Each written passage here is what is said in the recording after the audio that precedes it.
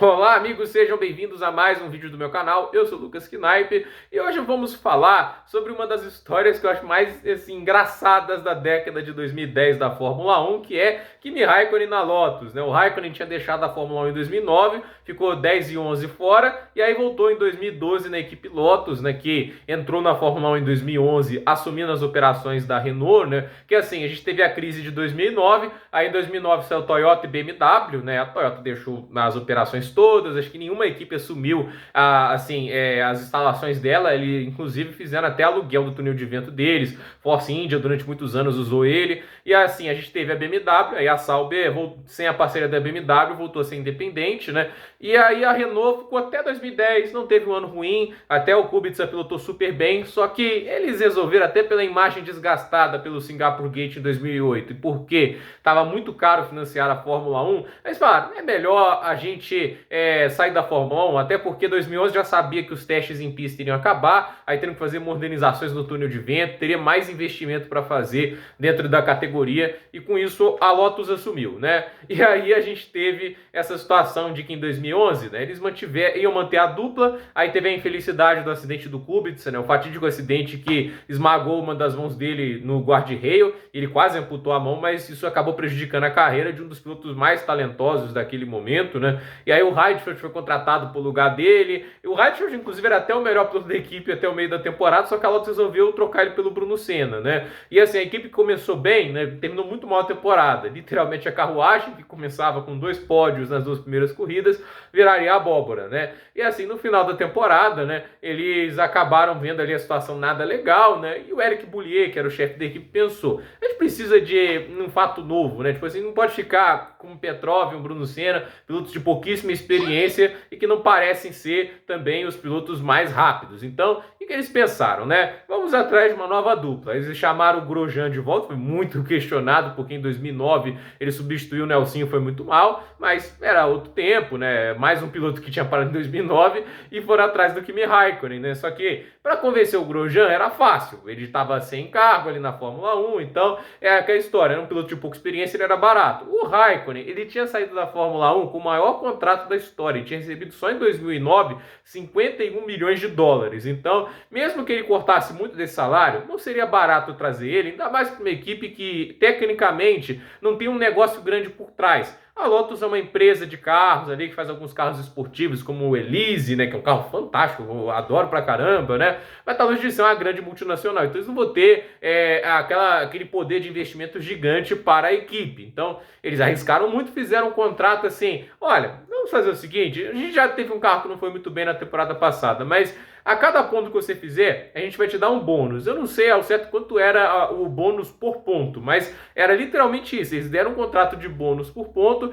e eles não acreditavam que o carro seria tão competitivo. Só que duas coisas foram bons e no final acabaram sendo negativos para a equipe por causa da questão financeira. A gente teve a mudança de regulamento de 2011 para 2012, em que se abaixava a altura do bico, né? E aí a gente teve talvez os carros mais feios da história da Fórmula 1, né? Os bicos de ornitorrinco, né? Vocês façam aí nos comentários o que vocês acham mais feios, os apêndices de 2014 do bico ou os bicos de ornitorrinco, né? Eu acho assim, o apêndice às vezes era pintado de preto, não dava para ver, né? Mas aqueles bicos de ornitorrinco ele te agredia na sua cara, era horrível, né?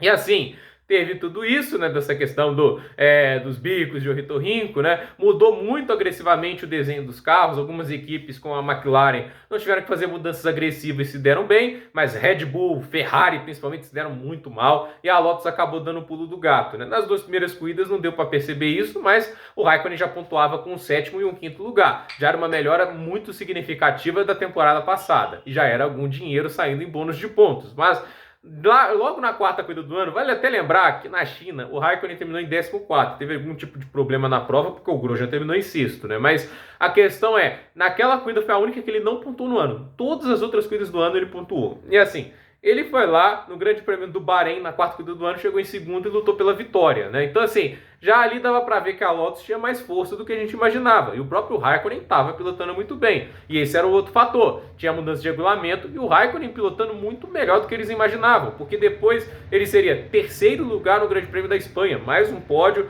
ficando atrás apenas do Fernando Alonso e do Pastor Maldonado, que ganharia aquela corrida, né? 2012 foi um ano maluco, né? Aí ele seria nono no Mônaco, oitavo no Canadá, segundo em Valência, na corrida também, que ele foi muito bem, obviamente. Aí ele seria quinto na Grã-Bretanha, faria 3 pódios seguidos na Alemanha, Hungria e Bélgica, terceiro, segundo e terceiro. Quinto em Monza, sexto em Singapura, sexto no Japão, quinto na Coreia do Sul, sétimo na Índia. Em Abu Dhabi venceria a corrida, na corrida que teve a quebra do Lewis Hamilton, né, que era o grande favorito para a vitória. E ele contou também com o Vettel largando lá de trás, teve um problema na classificação, mas fez uma baita corrida e conseguiu sustentar um grande ritmo. Eu me lembro que foi uma das corridas que eu mais comemorei, né, porque eu sempre fui um grande fã do Raikkonen, ver ele ganhando na Lotus foi especial pra caramba, né. Aí ele terminaria em sexto no Grande Prêmio dos Estados Unidos e em décimo no Brasil. A corrida do Brasil, inclusive, que ele pegou o caminho errado ali, né, na descida da junção, né, aí ele foi atrás da pista antiga, só que o guarda-reio fechava, ele teve que dar um 360, é uma cena famosa também. Mas no final do campeonato ele terminou com 207 pontos, foi o terceiro colocado, ele só ficou atrás do Alonso e do Vettel, que disputaram o título, ele ficou à frente do Hamilton, do Button, do Mark Webber, do Massa e do próprio Grosjean, que marcou 96 pontos no ano todo, ou seja, o Raikkonen mais que dobrou a pontuação do seu companheiro de equipe. Então assim, foi inesperado. Por um lado você pensa, um baita de um desempenho desse, não tem como a equipe achar isso ruim. Só que a gente tem que lembrar, ele estava recebendo bônus por cada ponto que ele marcava. E não era pouco bônus, pelo que foi o tamanho da dívida, né? Para falir uma equipe, né? E aí a gente teve a temporada de 2013. O que será que vai acontecer nessa temporada? E como é que ela começa? Com vitória de Kimi Raikkonen. Inclusive eu vi essa corrida muito bem no gerenciamento dos pneus, né? Ele teve uma parada a menos que o Vettel e deu o pulo do gato, né? O Alonso também deu um pulo do gato na estratégia. Aí o Raikkonen venceu, ficou em primeiro. Na segunda corrida ficou em sétimo, né? Não foi tão bem, mas depois disso teve 3 corridas consecutivas chegando em segundo. Na China, no Bahrein e na Espanha. Então assim, uma sequência mágica para o Kimi Raikkonen. Aí em Mônaco ele chegou em 10º lugar e bateu o recorde de corridas seguidas nos pontos. Só pra você ter ideia do que o Raikkonen estava fazendo, né? Aí foi nono no Canadá, quinto na Grã-Bretanha, e aí segundo na Alemanha, segundo na Bélgica, ou seja, cada vez mais pontos para o Kimi Raikkonen. E aí já começava, nesse momento da temporada, a situação interna a se deteriorar, porque a Lotus não estava conseguindo tirar dinheiro para pagar ele, entende? A situação está ficando pior, né? E aí depois teve terceiro em Singapura, segundo na Coreia do Sul, quinto no Japão, sétimo na Índia, e essa corrida na Índia já estava um desgaste muito grande. Não à toa os empenhos do Raikkonen começaram a cair de produção, tanto que no final da temporada quem estava se destacando mais na equipe era o Romain Grosjean, inclusive no Japão chegou a liderar voltas, né? E assim, ele abandonou no Emirados Árabes Unidos e depois disso até deixou a equipe na temporada, porque já tinha acertado saída para a Ferrari, iria fazer uma cirurgia nas costas, que inclusive prejudicou muito os desempenhos dele em 2014 e não estava 100% recuperado ainda. Mas ele terminou aquela temporada com 183 pontos e assim, mais uma vez, ele pontuou bem mais do que o Grosjean. O Grosjean nessa temporada foi a 132. E assim, ele somando quase 400 pontos nesse período, ao que tudo indica, a Lotus contraiu uma dívida de quase 30 milhões de euros só pelos bônus de pontos ao Kimi Raikkonen. Ou seja, foi uma loucura. Eu acho que eu posso estar até emperimpando os números, mas foi o suficiente para a Lotus perder muito investimento, né? Na hora que eles fossem para 2014, eles trocaram a dupla de pilotos, né? Tipo, na verdade o Grosjean ficou, mas o Maldonado foi o substituto do Kimi Raikkonen, porque ele trazia todo o dinheiro da petrolífera estatal da Venezuela, a PSDVA, e em 2015, né, continuou, acho que o Maldonado continuou na equipe, né, mas posso estar cometendo algum equívoco aqui, mas eles até em 2015 fizeram a bizarrice da Lotus Mercedes, né, a Lotus conseguiu motores Mercedes, acho que só por causa ali, não sei, do aporte do Maldonado, não sei, mas eles saíram dos motores Renault para Mercedes e até melhoraram um pouco em desempenho, mas ainda assim, tanto 2014 e 15, o desempenho deles foi muito inferior ao que eles tiveram em 12 e 13, e em 2016 a Renault retomou a equipe. Então assim, é uma situação louca,